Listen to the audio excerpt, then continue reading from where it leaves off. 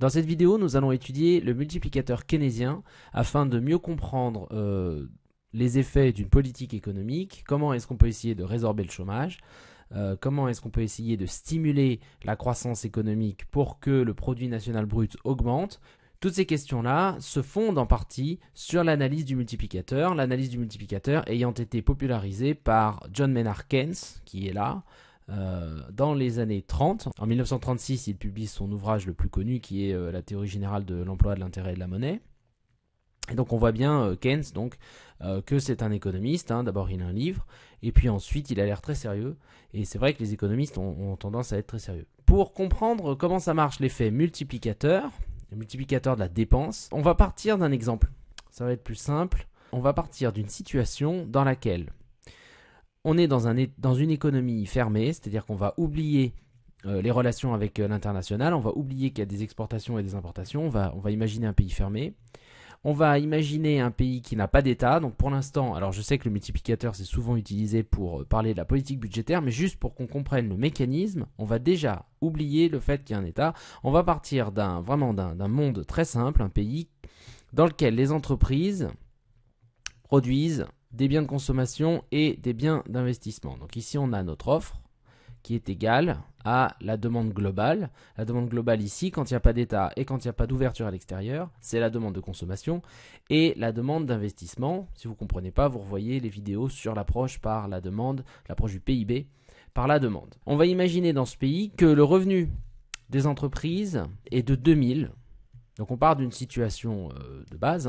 Et donc cette valeur de la production c'est 2000, c'est également le revenu qui est distribué aux individus. On va aussi partir du principe que les investissements des entreprises, la demande d'investissement des entreprises est égale à 200 et que la consommation des ménages, on va faire dans une autre couleur, tiens, la consommation des ménages c'est quoi? C'est une fraction du revenu, donc 0,8 fois le revenu, et puis il y a une partie qui ne dépend pas du revenu, parce que les individus, par exemple, ont du patrimoine. Donc, on a une partie qui dépend du revenu, de la consommation, une autre partie qui est dite autonome. Et ce petit, ici, ce 0,8, c'est ce qu'on appelle la propension à consommer, propension marginale à consommer, si on veut aller dans les détails, c'est-à-dire quelle est la partie du supplément de revenu que je vais consommer. Dans cette économie, si la consommation c'est 0,8, c'est-à-dire 80% du revenu auquel on ajoute les 200 de consommation qui sont puisés sur du patrimoine par exemple, on sait que la consommation des ménages ici va être donc égale à 0,8 fois 2000 du revenu distribué par les entreprises. Ça va faire 0,8 fois 2000, ça fait 1600, auquel on ajoute les 200, on va être à 1800 de consommation, d'accord ? Et comme l'investissement c'est 200, on a bien ici un équilibre sur le marché des biens et services. On part d'une situation d'équilibre sur le marché des biens et services dans lequel la valeur des biens qui est fabriquée par les entreprises est distribuée sous forme de revenus aux ménages qui peuvent le consommer. Et si on ajoute la demande de consommation et la demande d'investissement, on a une demande globale qui est exactement égale à la production, c'est-à-dire à 2000. Donc ici, on est bien dans une situation d'équilibre. L'intérêt du multiplicateur, c'est pas effectivement de partir de cette situation d'équilibre. L'intérêt du multiplicateur, c'est justement d'expliquer qu'est-ce qui se passe si à un moment donné, il y a un choc, il y a une modification de certains paramètres, qu'est-ce qui va se passer au niveau de l'économie? Comment est-ce que les producteurs vont réagir face à un changement des paramètres? Alors, ici, on va supposer qu'il y a un changement dans l'investissement. L'investissement chez Keynes, c'est en partie, en tout cas en grande partie, une fonction des anticipations. Les entreprises formulent des anticipations sur l'avenir et en fonction de leur humeur, les esprits animaux, comme le dit Keynes, eh bien, en fonction de ces anticipations-là, les entreprises demandent plus ou moins d'investissement pour l'avenir pour pouvoir produire plus tard. Donc imaginons qu'on part de cette situation d'équilibre et qu'à un moment donné, les entreprises ont de meilleures anticipations sur l'avenir. Elles changent d'avis, les entrepreneurs changent d'avis et se disent, voilà, nous on pense que dans les prochaines années, ça va aller mieux, il va y avoir de meilleures perspectives de consommation, il va y avoir de meilleures perspectives concernant la croissance économique et donc on n'a qu'à investir maintenant parce qu'on est assez enthousiaste face à l'avenir. Donc imaginons que dans cette nouvelle situation, I2, je vais l'appeler I2, n'est plus égal à 200, mais va être égal à 400. C'est-à-dire les entreprises augmentent leur demande d'investissement de 200. Quand on passe de 200 à 400, il y a une augmentation de 200. Donc, augmentation, on va l'appeler delta. La variation, si vous préférez, de l'investissement, c'est égal à 200. Alors, qu'est-ce qui se passe? Si on a une augmentation de la demande d'investissement de 200, eh bien, si les entreprises, à l'origine, ont produit à 2000, on voit que l'offre est égale à 2000, mais la demande globale, elle est égale à la consommation qui est de 1800 si je distribue 2000 de revenus, plus, alors là on a plus, on n'a plus les 200 de tout à l'heure, maintenant on a 400. Donc, la nouvelle demande globale, c'est 1800 plus 400, 2200. Donc, on a bien une demande qui va être supérieure à l'offre. Donc, quand la demande est supérieure à l'offre, qu'est-ce qui se passe au niveau macroéconomique? D'abord, les entreprises vont déstocker. Si elles ont du stock, elles déstockent. Donc, si elles arrivent à déstocker à hauteur des 200 supplémentaires, elles vont déstocker ce qu'elles ont. Mais qu'est-ce qui va se passer à la période d'après? Parce que ce qui nous intéresse, c'est ce qui va se passer à la période d'après. À la période d'après, les entreprises vont décider de fabriquer plus. Elles savent que maintenant, il y a eu 200 de stock, de demande globale, donc elles se disent, ce qu'on n'a qu'à faire, c'est on n'a qu'à augmenter la production de 200. Donc au lieu de produire 2000, les entreprises, en période 2, vont produire 2200. Donc Y en période 2, on va dire, les entreprises décident de produire 2200, puisqu'elles ont déstocké de 200. Mais, ce faisant, qu'est-ce que les entreprises font? Elles répondent à cette augmentation de la demande globale de 200. Mais ce dont elles ne se rendent pas très bien compte, parce que c'est très compliqué, c'est de la macroéconomie, on raisonne à l'échelle d'un pays entier, c'est qu'en produisant 200 de plus, elles distribuent un revenu supplémentaire. Donc, la variation du revenu ici, c'est égal à 200. Afin de répondre à la variation de la demande de tout à l'heure. Donc, les entreprises fabriquent 200 en plus et distribuent 200 en plus dans l'économie. Mais comme elles distribuent 200 en plus de revenus, qu'est-ce qui se passe?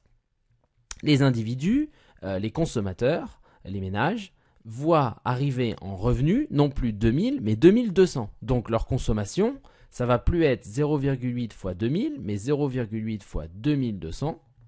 Plus les 200 qui étaient tirés de leur patrimoine, qui étaient autonomes, indépendants du revenu. Donc, les consommateurs, du fait que les entreprises produisent plus pour répondre à la demande, voient leurs revenus augmenter. Et donc, ils vont eux-mêmes consommer plus.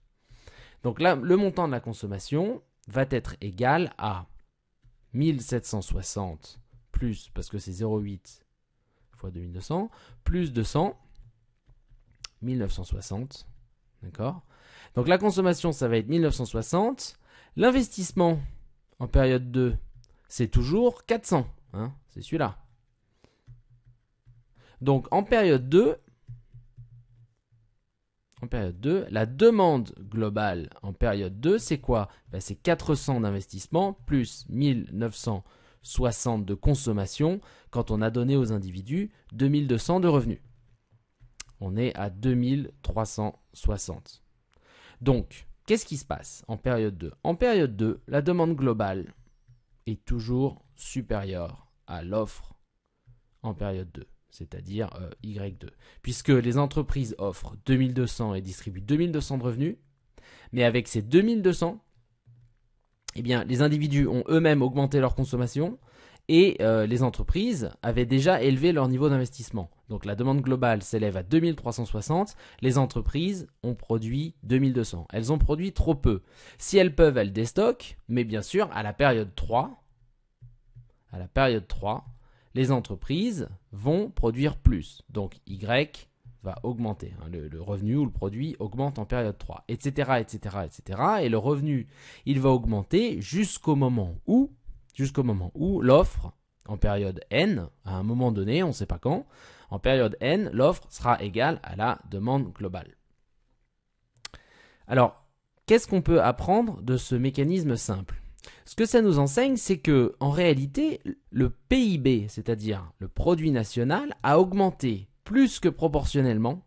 Il a augmenté plus vite que l'augmentation initiale de la demande. Le PIB augmente plus vite que l'augmentation initiale de la demande globale. L'augmentation initiale de la demande globale, c'était de combien? C'était de 200 ici. On a eu un revirement d'anticipation des entrepreneurs qui ont décidé d'augmenter leurs investissements, leur demande d'investissement de 200. Il y a eu donc une augmentation de la demande globale de 200. Mais on a vu que si les entreprises avaient produit 200 en plus exactement, en réalité, elles continuent à produire trop peu. Ce qui veut dire donc que, au final, le montant total que les entreprises vont produire pour répondre à la demande est beaucoup plus fort que l'augmentation initiale de la demande. C'est-à-dire que le delta Y, c'est-à-dire la variation du revenu au final, est supérieur à la variation initiale de la demande globale. Delta I, ou en fait, je vais mettre plus simplement delta demande globale. Et c'est ça l'effet multiplicateur. C'est-à-dire que une variation de la demande globale engendre un effet plus que proportionnel sur la variation du produit. Alors, si on voulait être précis, on dirait une variation de la demande globale autonome, c'est-à-dire les anticipations des entreprises, ou alors la consommation autonome des ménages, ou alors les exportations, ou alors les dépenses publiques. Et justement, l'intérêt, c'est d'analyser l'effet d'une variation des dépenses publiques. Eh bien, une variation de la demande globale entraîne une variation plus que proportionnelle du revenu. Donc pour expliquer ce qui se passe, c'est très simple. Donc vous avez une variation de la demande globale initiale.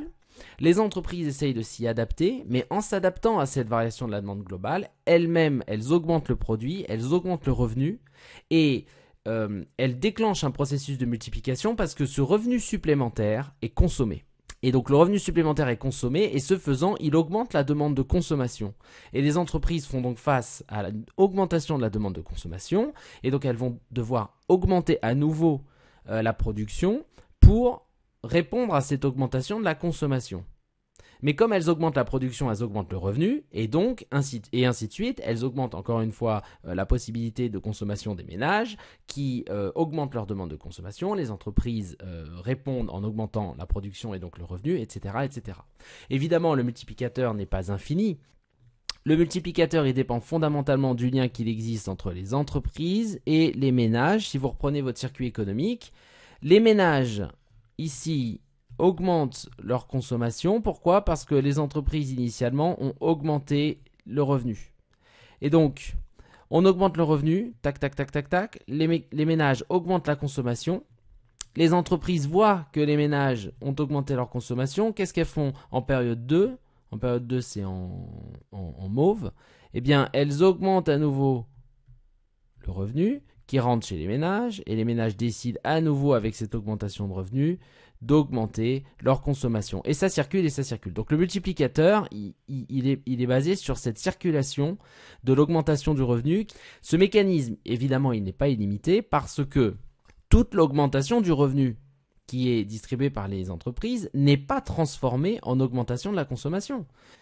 Si vous vous souvenez du circuit économique, le revenu se dépense, s'épargne et il permet de payer des impôts. Une partie de l'augmentation du revenu ne part pas dans la consommation, elle va partir dans les impôts. Une autre partie de l'augmentation du revenu ne part pas dans la consommation, elle part dans l'épargne. De plus, une partie de l'augmentation du revenu des individus ne part pas dans la consommation de biens et services fabriqués par ces entreprises-là, mais va partir dans la consommation de biens et services qui sont fabriqués à l'étranger, c'est-à-dire les biens d'importation, grand M.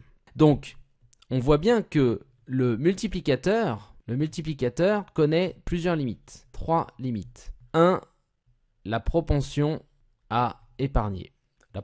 Grand S, l'épargne.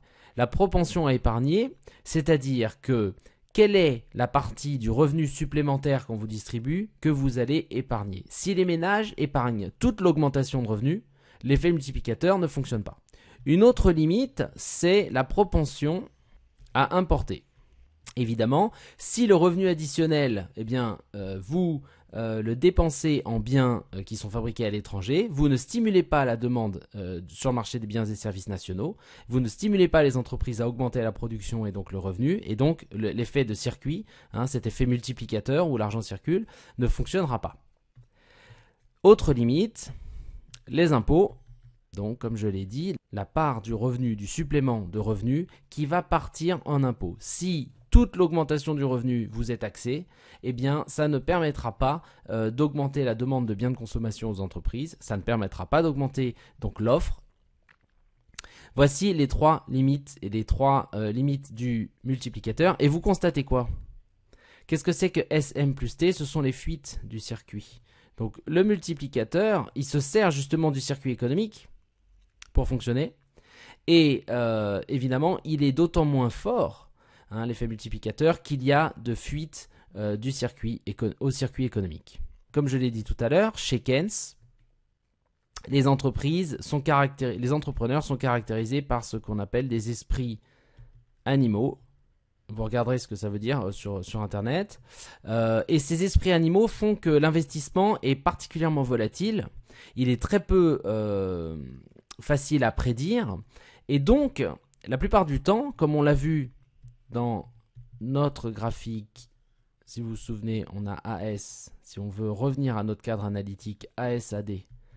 Hein, ici, on a les prix, ici, on a les quantités. On a dit que l'équilibre qui se formait entre l'offre et la demande globale, le PIB, c'était un PIB de sous-emploi, ce n'était pas le PIB de plein emploi. Le PIB de plein emploi, il est là, c'est le PIB maximum que l'on peut espérer atteindre. Et souvent, l'équilibre entre l'offre et la demande eh bien, ne permet pas d'atteindre ce PIB maximum parce que justement l'investissement, à cause des esprits animaux chez Keynes par exemple, eh bien, ne permet pas à la demande globale d'atteindre le bon niveau. Ici, le bon niveau, ça devrait être celui-là. Hein. Mais ça ne permet pas de l'atteindre. Et donc l'idée fondamentale derrière le multiplicateur, c'est de dire que eh bien, si ce ne sont pas les entreprises et les entrepreneurs qui vont permettre de faire que la demande globale soit égale à l'offre globale pour des valeurs très élevées de revenus, il faut que l'État se substitue aux entreprises. Et comment on fait? Eh bien, il faut que donc l'État se substitue aux entreprises en augmentant les dépenses publiques G.